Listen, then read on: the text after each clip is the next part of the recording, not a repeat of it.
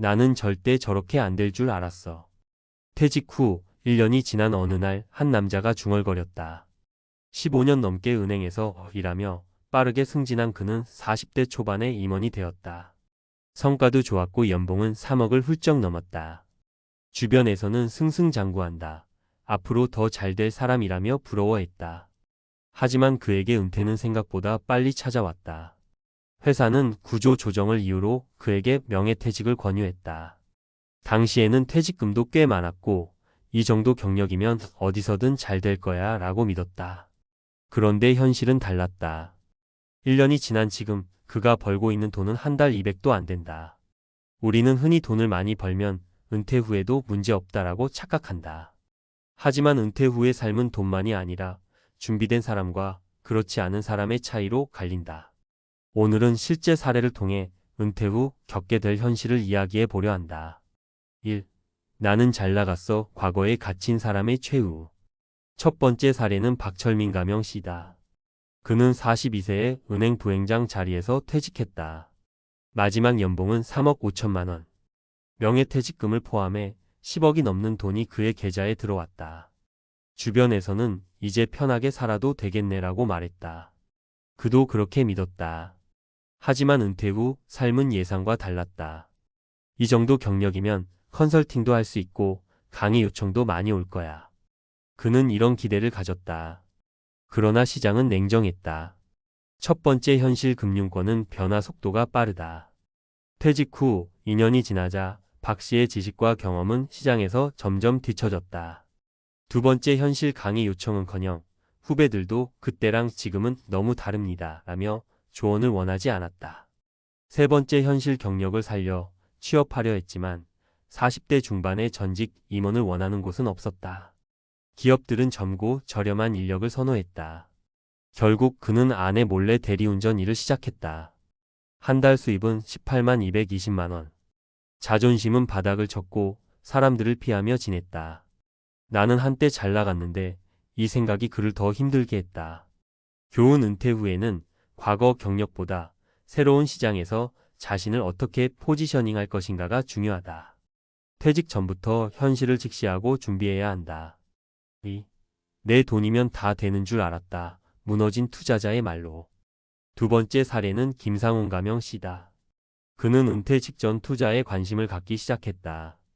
주변에서 주식과 부동산으로 돈을 버는 동료들을 보며 자신도 해야겠다는 생각이 들었다.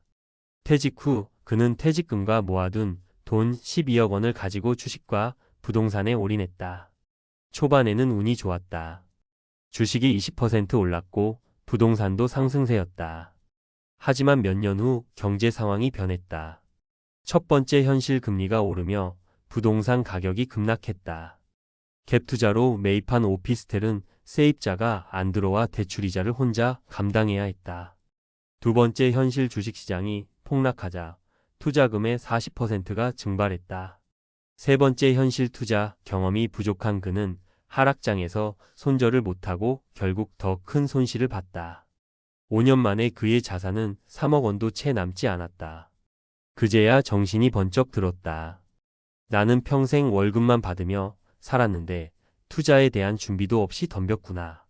그는 뒤늦게야 재테크 공부를 시작했지만 남은 자산으로는 다시 회복하기 어려웠다. 교훈 퇴직 후 쉬운 돈을 벌 수 있을 것이라 기대하는 것은 위험하다.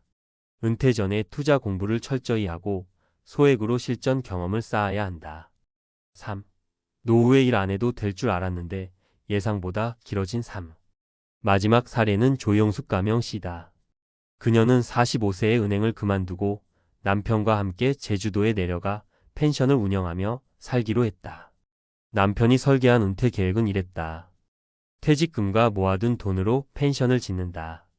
1년만 지나면 수익이 날 것이고 편안한 노후를 보낸다. 하지만 현실은 뜻대로 되지 않았다. 첫 번째 현실 제주도의 숙박업 경쟁이 심해지면서 예약률이 50%도 안 됐다. 두 번째 현실 예상보다 운영비가 많이 들었고 노후 자금이 빠르게 소진됐다. 세 번째 현실 은퇴 후 15년 이상 더 살 것을 예상하지 못했다. 60대 중반이 되니 건강이 예전 같지 않아 더 이상 펜션 운영도 힘들어졌다. 결국 그녀는 65세에 다시 일자리를 구해야 했다. 하지만 그 나이에 할 수 있는 일은 많지 않았다. 작은 마트에서 캐셔를 하며 하루 7시간을 서서 일했다. 나는 남들보다 빨리 은퇴해서 편하게 살 줄 알았는데 그녀는 후회했다. 교훈: 은퇴 후 삶은 예상보다 길다. 노후에도 지속적으로 돈을 벌 수 있는 구조를 만들어야 한다. 결론: 은퇴 후 망하지 않으려면 은퇴는 끝이 아니라 새로운 시작이다. 그리고 이 시작을 어떻게 준비하느냐에 따라 전혀 다른 삶이 펼쳐진다. 1. 과거의 경력에 집착하지 말고 새로운 스킬을 배워라. 2. 투자에 대한 환상을 버리고 은퇴 전에 실전 경험을 쌓아라. 3. 노후에도 지속적인 수입이 들어올 구조를 만들어라. 지금 당신이 누리는 안정적인 월급이 평생 보장되는 것이 아니다. 준비된 자만이 은퇴 후에도 흔들리지 않는다. 이 글을 보고 있는 당신, 퇴직 후 한 달 200도 못 버리는 삶을 피하고 싶다면 지금부터 준비하라. 앞서 이야기한 사례들을 보면 은퇴 후 삶은 돈이 많다고 끝나는 게 아니며 어떻게 준비했느냐가 핵심이라는 것을 알 수 있다. 그렇다면 이제 중요한 질문이 남는다. 도대체 어떻게 준비해야 은퇴 후에도 흔들리지 않을까? 오늘은 은퇴 후에도 안정적인 삶을 유지하는 실질적인 방법을 이야기해 보려 한다. 1. 은퇴 전 2개의 수입원을 만들어라. 대부분의 직장인들은 하나의 수입원 월급에 의존하며 살아간다. 하지만 문제는 퇴직과 함께 이 수입원이 사라진다는 것이다.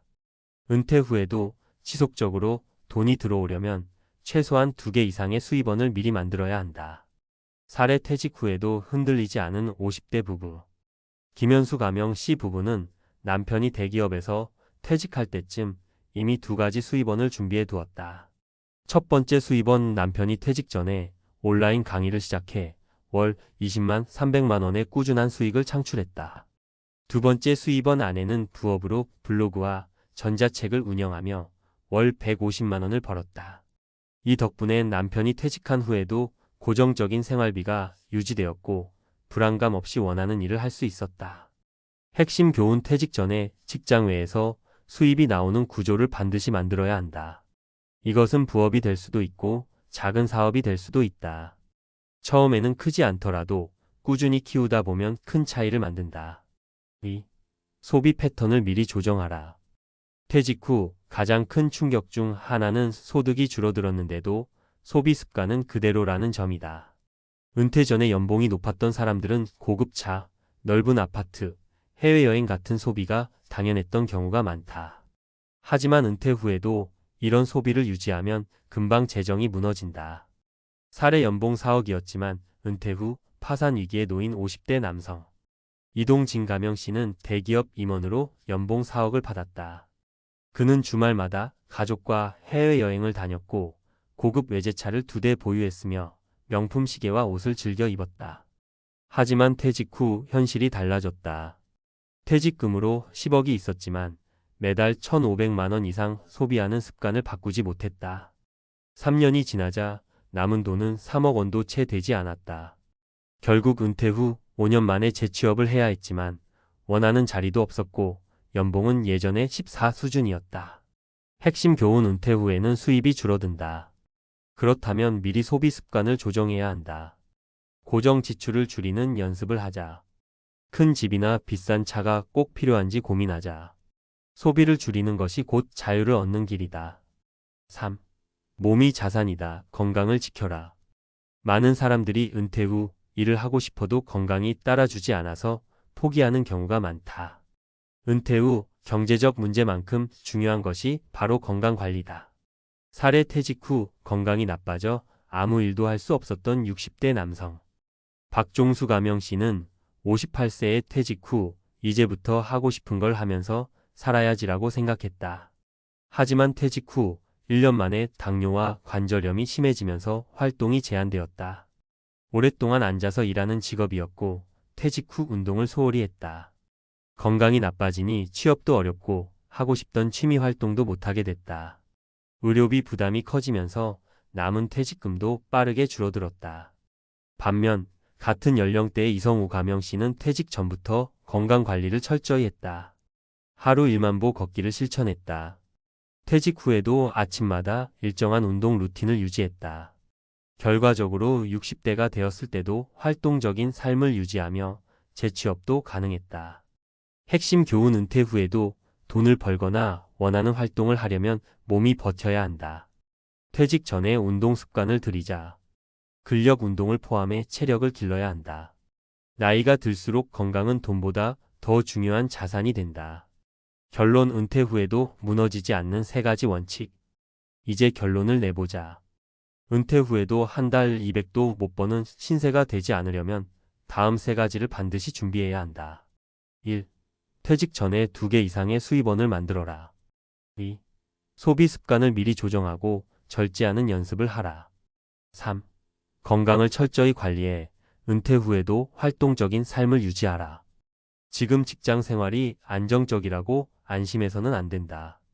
퇴직 후의 삶은 준비된 사람과 그렇지 않은 사람의 차이가 극명하게 나타난다. 나중에 준비해야지는 없다.